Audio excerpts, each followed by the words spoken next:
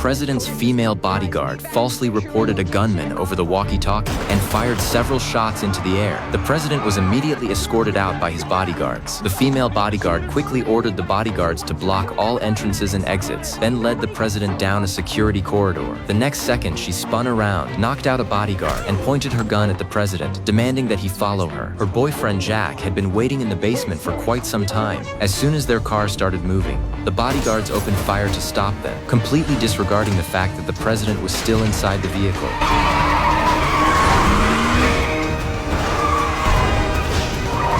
After escaping, Jack immediately explained the entire situation. The vice president had tried to kill him because the ultimate password to restart the space station's satellite network was the president himself. If the president disappeared, the world would face irreversible, catastrophic man-made and natural disasters. That's why they were forced to come up with this plan to have the president perform the restart. Just then, the traitor caught up to them and opened fire. The female bodyguard glanced at the rearview mirror, quickly spun the car around, and began backing up. She then drew her pistol and took down the attacker with 3 shots. She slammed on the brakes and resumed driving forward. The traitor dragged his companion out of the passenger seat and chased after them alone, only to be struck and sent tumbling onto the road the very next second. Even God couldn't bear to watch. A bolt of lightning struck the fuel tank, causing it to explode.